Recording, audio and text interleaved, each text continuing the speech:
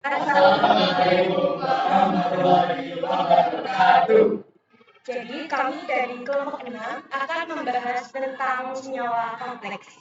Sebelum itu, perkenalkan anggota dari kelompok kami terlebih dahulu, dimulai dari absen atas. Perkenalkan, nama saya Lutfi Muhammad Rashid, absen 14. Perkenalkan, nama saya Muhammad absen 18. Perkenalkan, nama saya Ega Batari Gopla, absen 21. Perkenalkan, nama saya Fitra Amaraji, absen 28. Perkenalkan, nama saya Salut Pilihan dari Pusita, absen 32. Perkenalkan, nama saya Fania Yogina Diansa, absen 34. Baik, jadi adapun subbab yang akan kelompok kami bahas pada materi senyawa kompleks. Di antaranya ada sejarah senyawa kompleks, kemudian ada pengertian senyawa kompleks yang meliputi pengertian atom pusat atau pengertian ligan, pengertian bilangan koordinasi, serta pengertian atom-atom bus lain. Kemudian tentang nama-nama ligan meliputi ligan netral dan ligan negatif. Lalu ada tata nama senyawa kompleks, diikuti oleh ionisasi senyawa kompleks, dan yang terakhir yaitu kegunaan senyawa kompleks. Nah, untuk yang pertama yaitu sejarah senyawa kompleks. Nah, sejarah senyawa kompleks. Senyawa kompleks pertama kali ditemukan oleh Tesla 1798 yaitu COCl. Selanjutnya saya akan menjelaskan tentang pengertian senyawa kompleks. Senyawa kompleks adalah senyawa yang terbentuk melalui ikatan koordinasi, yakni ikatan kovalen koordinasi antara ion atau atom besar dengan ligan. Disebut senyawa kompleks karena pada awal penemuannya sulit dipahami. Senyawa kompleks terdiri dari atom pusat, ligan, bilangan koordinasi, atom atau gus lainnya. Selanjutnya saya akan menjelaskan tentang pengertian dari atom pusat dan ligan. Yang pertama yaitu pengertian dari atom pusat.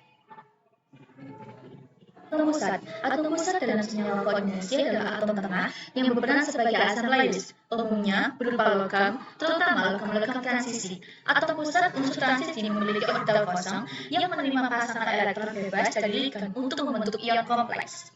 Pasangan elektron dari ligan menempati orbital kosong dalam subpolitik 3D, 4s, 4p atau 4d dalam atom pusat. Baik, selanjutnya yaitu ligan. Yaitu senyawa kompleks ligan. Ligan adalah molekul netral atau anion yang mempunyai pasangan elektron bebas atau dapat dilihat dari struktur Lewisnya. Contohnya yaitu NH3 dan Cn. Ligan atau gugus pelindung merupakan atom atau ion bagian dari senyawa koordinasi yang berada di bagian luar sebagai pemberi pasangan elektron sehingga dapat disebut sebagai basa Lewis yang memiliki pasangan elektron bebas. Di dalam ligan terdapat atom donor, yaitu atom yang memiliki pasangan elektron bebas atau atom yang terikat melalui ikatan pi. Melalui atom donor tersebut, suatu ligan melakukan ikatan kovalen koordinasi dengan atom pusat yang ada. Ligan dapat dengan baik diklasifikasikan atas dasar banyaknya titik-titik lekat kepada ion logam, yaitu dibagi menjadi 3. Yang pertama adalah modentat. Modentat adalah ligan yang menyumbangkan 1 PeB ke atom pusat seperti ion-ion H3 atau molekul-molekul H2O atau NH. Bidentat adalah bila molekul atau ion ligan mempunyai 2 atom yang masing-masing mempunyai 1 pasangan elektron menyendiri. Maka molekul itu mempunyai 2 atom penyumbang dan mungkin untuk membentuk 2 ikatan koordinasi dengan ion logam yang sama. Contohnya yaitu CO. Yang ketiga yaitu ada multidentat. Multidentat adalah ligan yang menyumbangkan lebih dari 2 PeB ke atom pusat. Multidentat adalah ligan yang menyumbangkan lebih dari 2 PeB ke atom pusat. Misalnya yaitu asam. Selanjutnya saya akan menjelaskan tentang bilangan koordinasi. Bilangan koordinasi atau valensi sekunder adalah bilangan yang menyatakan banyaknya ligan yang dilihat oleh atom atau ion pusat. Umumnya, bilangan koordinasi adalah 2 kali bilangan oksidasi atom pusat. Selanjutnya, atom atau gus lain. Atom atau gus lain dapat berupa kation dan anion. Ikatan antara ion pusat adalah ikatan koordinasi di mana ligan bertindak sebagai basa Lewis sebagai donor, pasangan elektron dan ion pusat bertindak sebagai asam Lewis akseptor atau penerima pasangan elektron. Selanjutnya, ini adalah contoh senyawa kompleks. Yang disebut atom pusat adalah Cu, dan yang disebut ligan adalah H2O, dan yang disebut bilangan koordinasi adalah angka 4 ini, dan yang disebut atom lain atau gus lainnya adalah SO4.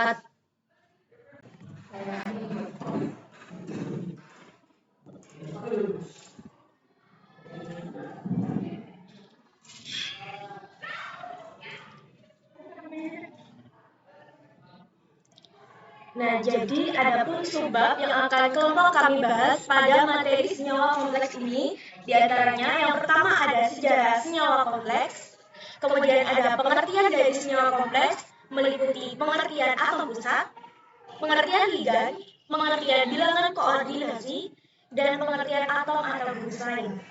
Yang ketiga yaitu nama-nama ligan yang meliputi ligan netral dan ligan negatif. Yang keempat, tentang tata nama senyawa kompleks. Yang kelima, ionisasi senyawa kompleks. Dan yang keenam, yaitu kegunaan senyawa kompleks. Baik, langsung saja. Untuk yang pertama, yaitu sejarah senyawa kompleks. Nah, senyawa kompleks pertama kali ditemukan oleh Tesser tahun 1798, yaitu COCl6NH. Senyawa tersebut dianggap aneh karena terbentuk oleh dua senyawa stabil yang masing-masing valensinya sudah jenuh. Hal ini baru bisa dipahami setelah waktu berlalu sekitar 100 tahun. Setelah waktu tersebut, banyak senyawa-senyawa kompleks telah dibuat dan dikaji sifat-sifatnya. Selanjutnya, saya akan menjelaskan tentang pengertian senyawa kompleks. Senyawa kompleks adalah senyawa yang terbentuk melalui ikatan koordinasi, yakni ikatan kovalen koordinasi antara ion atau atom pusat dengan ligan. Kenapa dinamakan senyawa kompleks? Karena pada awal penemuannya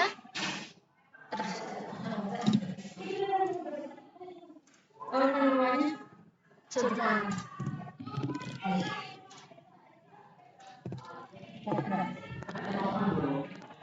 Enggak sih. Kan ini.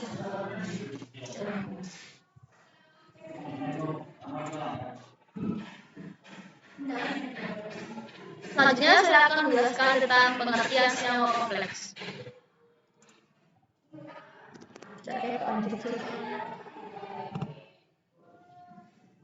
Selanjutnya saya akan menjelaskan tentang pengertian senyawa kompleks. Senyawa kompleks adalah senyawa yang terbentuk melalui ikatan koordinasi, yakni ikatan kovalen koordinasi antara ion atau atom pusat dengan ligan. Kenapa dinamakan senyawa kompleks? Karena pada awal penemuannya itu aneh. Beberapa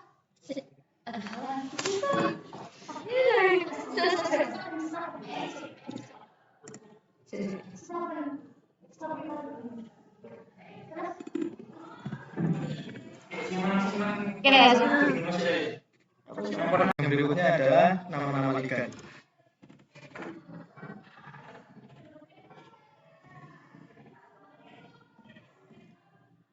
Yang pertama ada ligan netral. Ligan netral ini diberi nama seperti nama senyawanya, kecuali untuk beberapa ligan seperti NH3, H2S, dan CO. Yang di PPT sekarang adalah tertera nama-nama ligan netral. Yang berikutnya adalah ligan bermuatan negatif. Penanaman ion kompleks bermuatan negatif diawali dengan nama ligan dan diikuti dengan nama atom pusat yang diberi akhiran at. Bilangan oksidasi dari atom pusat ditulis dengan bilangan Romawi dalam tanda kurung. Dan yang di PPT sekarang tertera nama-nama ligan bermuatan negatif. Baik, selanjutnya saya akan menjelaskan tentang aturan penamaan senyawa kompleks. Perlu diketahui bahwa senyawa kompleks, saya akan bahas lagi, senyawa kompleks merupakan senyawa yang tersusun dari ion pusat atau atom pusat yang dikelilingi oleh molekul atau ion yang disebut dengan ligan. Baik, sebelum kita menamai senyawa kompleks, kita harus mengetahui aturan-aturan dalam penamaannya. Yang pertama yaitu nama kation atau ion positif disebut terlebih dahulu, kemudian diikuti dengan nama anion atau ion negatif, seperti pada penamaan senyawa ion. Yang kedua, pada ion kompleks, urutan penyebutannya adalah jumlah ligan, nama ligan, dan diikuti dengan nama atom pusat. Yang ketiga, jumlah ligan disebut dengan bahasa Latin, atau disebut dengan aturan mono di 1 itu mono, 2 itu di, 3 tri, 4 tetra, 5 penta, dan 6 heksa. 4.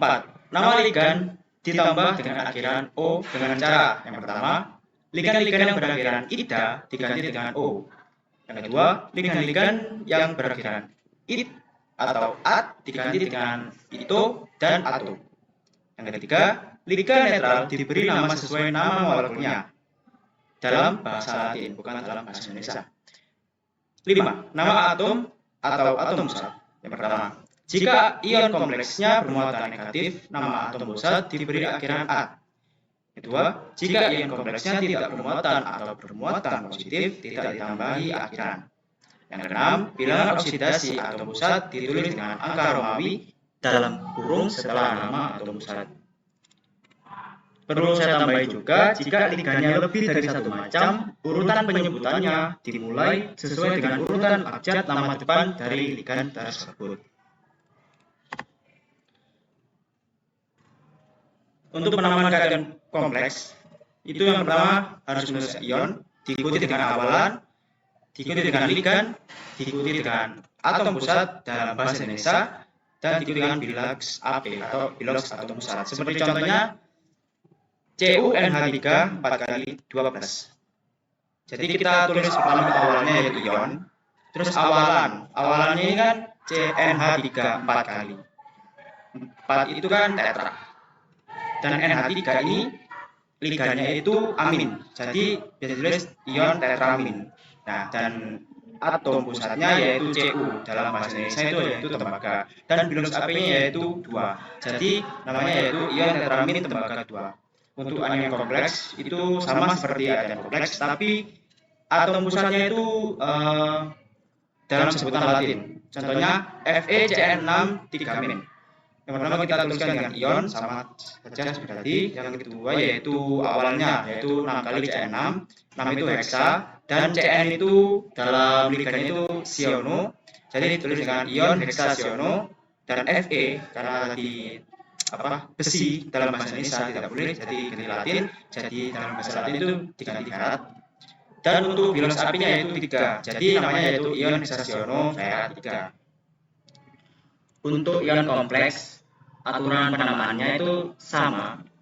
Akan tetapi ion kompleks ini gabungan dari kation kompleks dan anion kompleks. Untuk aturannya yaitu kita tulis terlebih dahulu kation kompleksnya diikuti dengan nama ligan dan atom pusatnya dan diikuti dengan anion kompleks. Contohnya yaitu K3 FeCN6.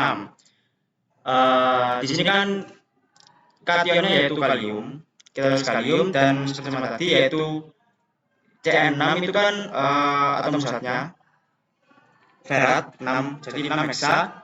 Jadi ionnya yaitu kalium heksasiono ferat 3. Dan sebelumnya untuk menambah senyawa kompleks ini harus diionisasikan menjadi K3K plus FeCN6 3-min, seperti itu. Selanjutnya di sini saya akan menjelaskan tentang ionisasi senyawa kompleks. Apabila senyawa kompleks mengalami ionisasi dalam air, maka akan dihasilkan ion kompleks dan ion sederhana atau ion kompleks kedua-duanya. Contoh ionisasi senyawa kompleks sebagai berikut. Ada senyawa CuH2O4 SO4 akan berionisasi menjadi CuH2O4 2+ ditambah dengan SO4 2-min. Nah, CuH2O4 2+ ini disebut kation kompleks dan SO4 2-min ini disebut ion lain. Pada ion kompleks CuH2O4 2+ ini, angka 2+ adalah jumlah bilangan oksidasi bilox Cu dan 4H2O. Hal ini bisa diketahui dari reaksi di bawah, yaitu Cu plus 4H2O sama dengan 2+, Cu ditambah 4 kali O sama dengan 12. Jadi 2+ itu adalah bilox dari Cu, dan Cu2+ itu disebut ion pusat. Berikut adalah contoh lain dari ionisasi senyawa kompleks. Ada senyawa K4 FeCN6 berionisasi menjadi 4 ion K+, dan FeCN6 4-min. Yang kedua ada CrNH36 Cl3 akan berionisasi menjadi CrNH3 6, 3+, dan 3 ion Cl-. Yang ketiga ada CrNH3 4Cl2 Cl akan berionisasi menjadi CrNH3 4Cl2 plus dan 1 ion Cl-. Nah, di sini ada kegunaan senyawa kompleks. Berbagai kegunaan senyawa kompleks adalah yang pertama ada sebagai katalisator, yang dimana katalisator dari senyawa kompleks ini akan mempercepat suatu reaksi kimia tanpa ikut bereaksi dalam reaksi itu sendiri. Yang kedua ada sebagai pewarna. Beberapa senyawa kompleks digunakan sebagai pigmen atau pewarna dalam industri cat atau tinta. Contohnya, senyawa kompleks dari logam transisi digunakan untuk memberikan warna pada kaca, keramik, atau cat. Yang ketiga ada dalam obat-obatan. Penggunaan senyawa kompleks dalam obat-obatan yaitu seperti senyawa kompleks platinum digunakan dalam terapi kanker. Yang keempat ada analisis kimia. Senyawa kompleks digunakan dalam analisis kimia sebagai indikator penentu titrasi kompleksometri dan atau sebagai reagen uji. Baik, yang selanjutnya yang kelima yaitu elektrokimia. Nah, beberapa senyawa kompleks digunakan dalam elektrokimia untuk pengembangan sel-sel bahan bakar dan baterai. Yang keenam yaitu ada pengolahan emas dan perak. Dalam industri pertambangan, senyawa kompleks digunakan dalam pemisahan dan pemurnian logam berharga seperti emas dan perak. Yang ketujuh yaitu industri makanan. Nah, beberapa senyawa kompleks digunakan sebagai aditif makanan untuk meningkatkan warna atau memperpanjang masa simpan makanan. Dan yang terakhir ada katalisator enzim. Dalam biokimia, senyawa kompleks juga memiliki peran penting dalam banyak reaksi biokimia, seperti enzim yang memiliki kofaktor logam berbentuk senyawa kompleks. Baik, jadi kurang lebih itu saja yang dapat kelompok kami sampaikan. Atas kesalahan dan kekurangan, kami sampaikan mohon maaf. Terima kasih. Wassalamualaikum warahmatullahi wabarakatuh.